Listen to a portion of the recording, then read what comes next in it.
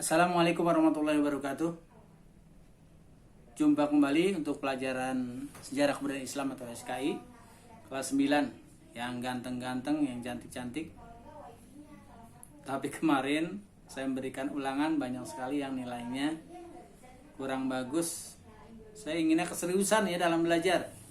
Jangan setengah-setengah, padahal kamu udah kelas 9. Harusnya tambah semangat belajarnya. Walaupun belajar di rumah tetap semangat. Jaga kesehatan, maka jaga kesehatan, jangan tidur melulu. Jangan malam kamu manfaatkan buat tidur, buat main. Bukan hanya yang laki nih, yang perempuan juga sama.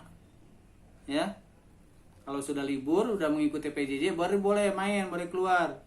Tapi kalau masih PJJ tetap kamu jangan nanti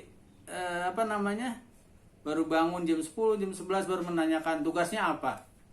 Ya makanya adanya video di sekolah ini kan dari masing-masing guru, ya kamu harus terus mengikuti. Jangan belum waktunya, belum selesai kamu tinggal dan baru menanyakan kepada Bapak Ibu guru. Nah, ini baik, saya melanjutkan tentang kerajaan Islam di Indonesia. Sekarang sudah sampai Pulau Jawa. Pulau Jawa yang pertama adalah Kerajaan Demak. Demak ini merupakan kerajaan Islam yang memiliki arti penting di daerah utara Pulau Jawa atau pesisir utara. Ya, atau daerah pesisir, daerah laut. Ya. Pada awal abad ke-18 ketika Demak merupakan pelabuhan laut yang ramai, berdiri Kerajaan Demak adalah semakin meluasnya pemerintahan Kerajaan Majapahit. Raja pertama yang memimpin Demak adalah Raden Patah. Siapa Raden Patah? Raden Patah yang mengukuhkan menjadi Raja Demak yaitu Sunan Ampel, Ampel Denta, didukung oleh para sunan lainnya yang terkenal dengan nama menyebarkan agama Islam pertama siapa? Ya Wali Songo. Songo kan arti 9, bukan songong, bukan. Songo mah kamu songong. Wali Songo, Wali 9 itu yang menyebarkan agama Islam di Indonesia.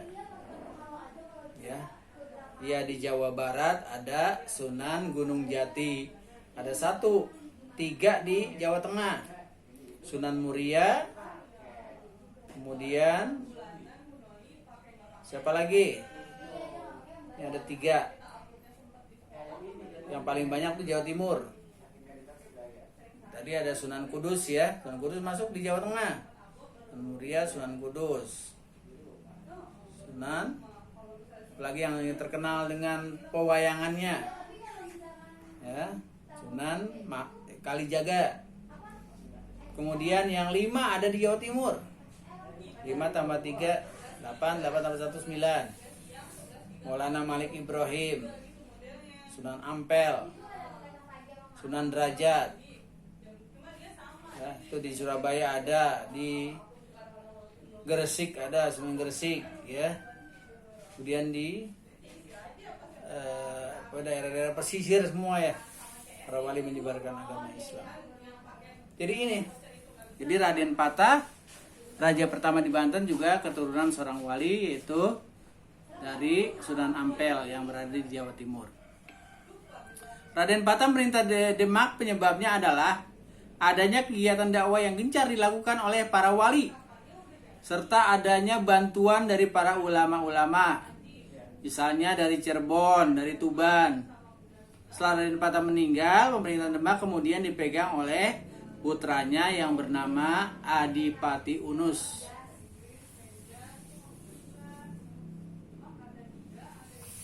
Pati Unus meninggal dunia tahun 1522 Masehi. Selanjutnya Kerajaan Demak dipimpin oleh Sultan Trenggono, gelar Sultan Ahmad ya, yang memang dijalankan oleh para raja Kerajaan Demak pada waktu itu. Jadi memang ya dari mulai awal Raden Patah memerintah, memang termasuk raja-raja keturunan yang pertama kali menyebarkan agama Islam, yaitu para Wali Songo. Jadi Sultan Trenggono merupakan Raja Demak terbesar yang memerintah Demak menjadi puncak kemakmuran kejayaan itu pada masa Raja Trenggono. meninggal dunia ketika hendak menaklukkan Pasuruan. Dengan meninggalnya Sultan Trenggono, Kerajaan Demak mulai masuki masa kemunduran. Perebutan kekuasaan di antara Sultan Prawoto, Arya Penangsang yang menjabat Bupati Jipang, sekarang namanya Bojonegoro yang ada di Jawa Timur, merasa bahwa tata kerajaan Demak adalah haknya dalam pertikaian. Arya Penangsang berhasil membunuh Sunan Prawoto. Kerajaan Demak semua tuh kalau kamu ziarah ya ke kota Demak itu makamnya ada semuanya. Dari mulai Arya Penangsang, Prawoto, Sultan Trengganu ya.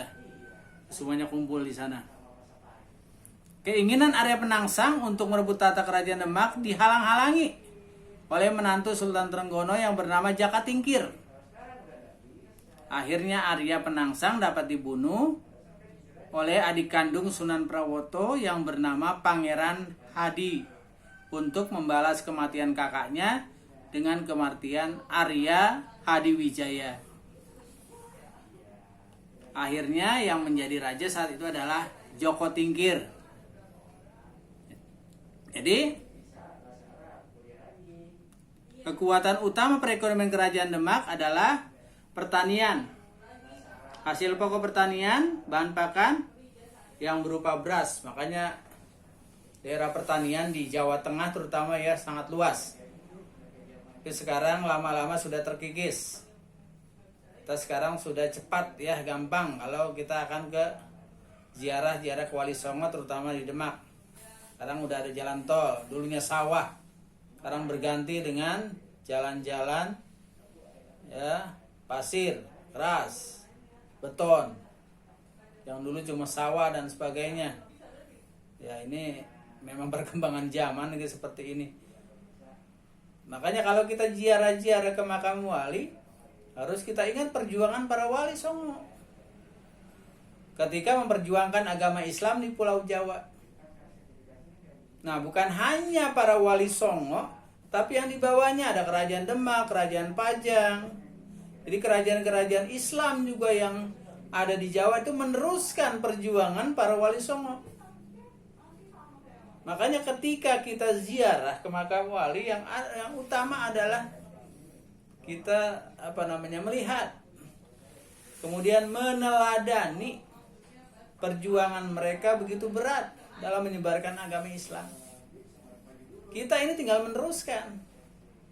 Jangan saling caci maki. Kita nggak menyebarkan saja nggak ini, kita meneruskan saja lah, mengikuti suri tauladan yang ada pada Wali Songo. Ya alhamdulillah yang sudah pernah ziarah ke Wali Songo ya bisa melihat perjuangan Wali Songo. Ingat kalau kita ziarah jangan minta-minta sama orang meninggal, kita mendoakan. Ya sama ketika kita ziarah mendoakan orang tua kita yang sudah meninggal dunia. Ini mudah-mudahan ini menjadi ibroh ya, pelajaran buat kita ketika kita mempelajari sejarah Islam, terutama penyebaran agama Islam di Indonesia. Sekarang ini baru Pulau Jawa, nanti kita udah Sumatera, Jawa, nanti ada Kalimantan, Sulawesi, Maluku, Bali dan sebagainya.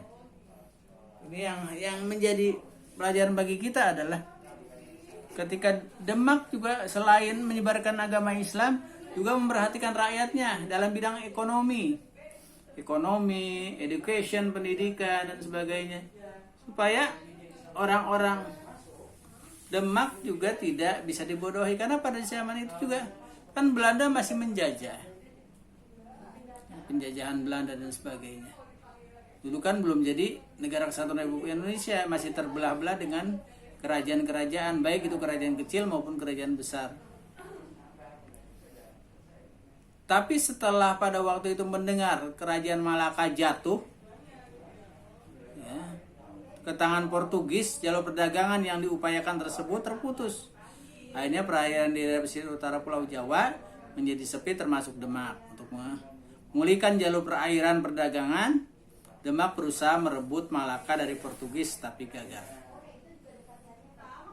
Iya, jadi kamu juga tahu bahwa yang menjajah Indonesia bukan hanya Belanda, bukan hanya Jepang, termasuk Portugis, Inggris, Spanyol juga dulu pernah menjajah Indonesia. Ya, pada zaman kerajaan-kerajaan yang ada di Indonesia. Jadi seluruh wilayah Kerajaan Demak karena banyak dibantu oleh para wali, peninggalan pengaruh Islam di Demak sampai sekarang masih ada adalah Masjid Demak. Ya, tadi saya sudah ceritakan kalau kita ziarah pasti kita akan mampir ke Masjid Demak. Makanya masih ada sisa-sisa ya peninggalan para wali Songo, terutama tiang-tiang pancangnya. Itu ada 9 ya, persembahan semuanya dari 9 wali. Semuanya memberikan sumbangan. Soko Guru ya termasuk itu. Terkenal dengan Soko Guru, Soko Tatal, tiang utama masjid yang terbuat dari kayu-kayu kecil atau tatal diikat menjadi satu menjadi sebuah tiang. Budaya lain merupakan tradisi Demak yang sampai saat ini masih dilaksanakan khususnya di Yogyakarta, Surakarta yang kita sebut dengan sekaten. Nah, jadi ini untuk Kerajaan Demak, untuk Kerajaan Banten, Kerajaan Mataram, Pajang dan lain sebagainya kita lanjutkan nanti.